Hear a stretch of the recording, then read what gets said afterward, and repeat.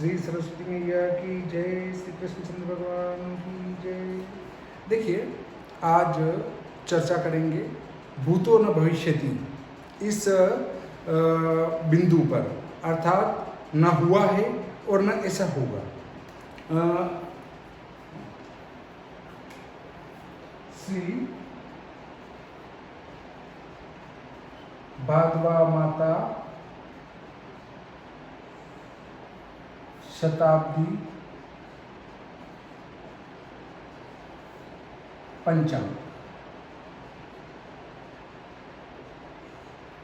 एक हमारी योजना चल रही है जिसमें शताब्दी भादवा माता पंचांग बनाने वाले हैं। शीघ्र ही प्रकाशित होगा।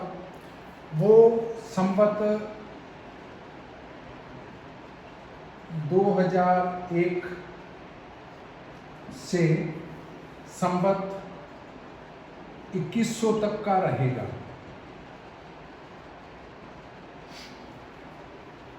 पूरा 100 वर्ष का रहेगा। अभी जो शताब्दी पंचांग प्राप्त है हमें, या अर्ध शताब्दी पंचांग प्राप्त है हमें, वो जो हमें आवश्यकता होती है उस की पूर्ति नहीं करते। देखिए, योजना के अनुसार तारीख, उसके बाद तिथि, उसके बाद वार, उसके बाद घटिपल, उसके बाद घंटा मिनट, उसके बाद नक्षत्र, नक्षत्र के बाद इसके घटिपल, फिर इसके घंटा मिनट, उसके बाद योग, योग के घटिपल, फिर इसके घंटा मिनट, फिर करण, इसके घटिपल, इसके घंटा मिनट, फिर दूसरी करण उसके घंटा मिनट, इसमें घटिपल में केवल घंटा मिनट, और तीसरी करण इसके नीचे आएगी। अगर उस दिन तीसरी करण होती है तो वो इसके नीचे आएगी। ये क्यों होगी, इस पर फिर चर्चा करते हैं। फिर हमारा दिनमान हम चाहेंगे इसको केवल घटिपल में दें। दिनमान घटिपल, फिर सूर्य उदय, फिर सूर्य अस्त, और यहाँ व्रत पर्व आदि की जानकारी। व्रत पर्व की जानकारी के साथ ही राशि नक्षत्र का परिवर्तन, मार्गी, वक्री, उदय, अस्त, इसका विवरण यहाँ रहेगा। तो देखिए, अब यहाँ पर बात आती है कि आप एक दिन की इतनी करण क्यों दे रहे हैं। तो इसमें यह है कि कभी कभी जब हम इस पंचांग को विदेश के लिए परिवर्तित करेंगे, आज क्या, पहले एक समय था कि व्यक्ति भारत की कुंडलियाँ बनाया करता था। आज का समय ऐसा आ चुका है कि विदेश की कुंडलियाँ भी हमारे पास आ जाती बनाने के लिए। तब हम आगे पीछे होते हैं कि आखिर इस कुंडली का निर्माण मैं कैसे करूँगा, क्योंकि मेरे पास वहाँ का पंचांग उपलब्ध नहीं है। तब हम इस श्री भादव माता पंचांग जो शताब्दी पंचांग है उसका परिवर्तन विदेश के लिए कैसे करें, उसका भी यहाँ पर उल्लेख करेंगे। और जब उल्लेख करेंगे तो क्या होगा कि माना पहली करण भारत के लिए ही हुई और दूसरी करण विदेश में रहेगी, तब वहाँ पर इस करण का मान की भी आवश्यकता होगी। या कहीं सूर्योदय पहले हो गया तो हमारी ये वाली जो करण है तीसरी करण, जैसे हम नक्षत्र क्षय उसी के साथ लिखते हैं, वैसे ही करण का क्षय जो मतलब तीसरी करण आएगी वो दूसरी करण के नीचे क्षय के रूप में हम लिखेंगे। तो वो आपके लिए बहुत ही महत्वपूर्ण सिद्ध होगी। क्यों सिद्ध होगी? क्योंकि विदेश के जब पंचांग बनाने जाएंगे तो वो आपका विदेश में वो करण बताएगी। ये करण विदेश में नहीं हुई तो ये वाली हो जाएगी। देखिए, माना भवकरण है, किसी दिन भवकरण है और वाराणसी में उसका जो मान है वो 1 घटी 0 पल है। अब ये हम जोधपुर चले जाते हैं तो जोधपुर वहाँ से वाराणसी 83 पर है, 83 पर हमारा वाराणसी है और 73 पर हमारा जोधपुर है।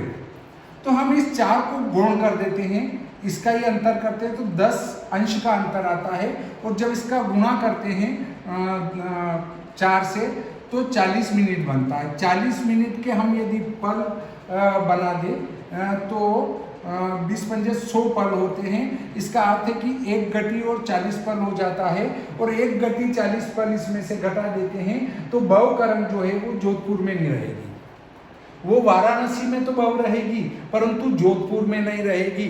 तब वहां पर यहाँ पहली करण में अगर कोई भवकरण आ रही है तो उसको छोड़कर हमें दूसरी वाली करण को ग्रहण करना पड़ेगा। इसीलिए श्री भागव माता शताब्दी पंचांग में हम ये सुविधाएं देने की कोशिश कर रहे हैं। अब देखिए यहाँ आगे अष्टमी की कुंडली रहेगी, यहाँ नीचे पूर्णिमा या अमावस्या कुंडली रहेगी, यहाँ सूर्य स्पष्ट, फिर चंद्र स्पष्ट, फिर मंगल, बुध, गुरु, शुक्र, शनि, राहु, हर्षल, नेपच्यून, प्लूटो, उसके बाद सांपातिक काल 00 यूटी का अर्थ है यूनिवर्सल टाइम। यूनिवर्सल टाइम मतलब हमारा 0 डिग्री जहाँ रहेगा रेखांश, वहाँ का मध्य रात्रि 12 बजे का 00 बजे का जो है सांपातिक काल रहेगा। इसके बाद चाह रहे हैं हम कि यहाँ पर सूर्य क्रांति, और सूर्य क्रांति के बाद बेलांतर, ये चीज़ें यहाँ लगाई जाए, और संभव हुआ तो चंद्र क्रांति और चंद्र शर भी लगाएंगे अगर जगह बचती है तो। चंद्र क्रांति और चंद्र शर ये जगह नहीं बचती है तो यहाँ बेलांतर तक तो इतना मीटर तो हमारा लगाने की इच्छा है। फिर भी यदि कभी कहीं जगह कुछ कम पड़ती है तो उसको आपस में एडजस्ट करने की कोशिश करेंगे। तो आपके सुझाव जो है वो सादर आमंत्रित हैं कि क्या इस प्रकार का पंचांग प्रिंट करवा लिया जाए जो कि जनता के लिए उपयोगी हो। तो आप जो है अपने अमूल्य सुझाव मेरे व्हाट्सएप पर दें ताकि मैं उस प्रकार का इसमें संशोधन करूं।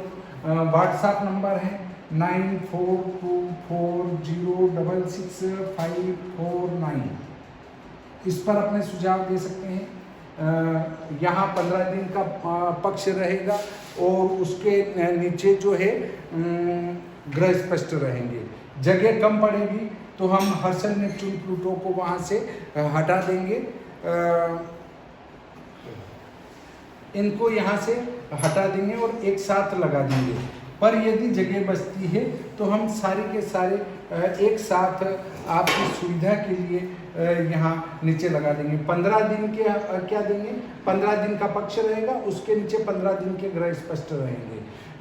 अब सूर्य क्रांति और बेलांतर आपको 100 साल का प्रतिदिन का मिल जाएगा। कुछ भी आपको अलग से खोजने की, ढूंढने की आवश्यकता नहीं पड़ेगी। कई बार ये होता है यार, बेलांतर पंचांग में जो दिया जाता है वो हर साल वो की वही सारणी रहती है, बिल्कुल वो की वही सारणी रहती है। मैंने जब आज से लगभग 57 में पंचांग छपाया था, 2057 में, 57 और 3 साल तो वो हो गए 60 और 20 साल ये हो गए, 23-24 पंचांग निकल चुके। पर जो प्रथम बार जो बेलांतर सारणी बनाई थी वो आज तक वही चल रही, जबकि सेकेंडों में उसमें अंतर आ चुका है। तो इस प्रकार हम जो कोशिश करेंगे कि ये बेलांतर आपको 100 साल के रोजाना के मिले। इसी प्रकार सूर्य क्रांति सारणी भी हम पंचांगों में फिक्स रखते हैं, वो भी आपको रखने की जरूरत नहीं है। 100 साल के रोज के सूर्य क्रांति आपको मिलेगी, बेलांतर आपको मिलेगा और सारे ग्रह स्पष्ट 100 साल के मिलेंगे बिल्कुल शुद्ध रूप में। और मैं सोच रहा हूं कि यहीं पर अयनांश भी लगा दिए जाए, प्रतिदिन के अयनांश। तो ये चंद्र क्रांति और चंद्र शर किसी को आवश्यकता लगती नहीं है, इनको हटा के अयनांश को इसकी जगह लगा देंगे ताकि जब आप जन्म पत्रिका का निर्माण करेंगे तो आपको अलग से अयनांश का गणित करने की जरूरत नहीं है। ना अयनांश का गणित करना है, ना सूर्य क्रांति निकालना है, ना आपको बेलांतर निकालना है, कुछ भी नहीं निकालना, सब आपको सामने उसी लस्टर में उसी जगह सब मिल जाएगा। अब आपके पास आता है, मान लो कोई पूरा, अब आप कहेंगे पुराने पंचांग को हम क्या करेंगे, बिल्कुल बात सही है। अगर आपके पास कोई पुराने महापुरुष की बात आती है कि उनका उस सम्मत में उस समय जन्म हुआ था, तो वो तिथि वगैरह उस दिन मिल रही कि नहीं मिल रही, तो वो उस पंचांग में आप देख पाएंगे। ऐसी कई ऐप भी है जिसके माध्यम से पंचांग निकाला जा सकता है, परंतु वो उतने महत्व का नहीं होता है। क्यों? क्योंकि उसमें एक निकालान फिर दूसरा निकालान, इसमें सारी की सारी चीज़ आपके सामने सम्मुख होगी। तो आप विचार करें कि ऐसा पंचांग क्या होना चाहिए या नहीं होना चाहिए, क्योंकि ये पंचांग आपके लिए महत्वपूर्ण सिद्ध होगा। आज का प्रकरण यहीं समाप्त करते हैं। श्री सरस्वती मैया की जय, श्री कृष्ण भगवान की जय।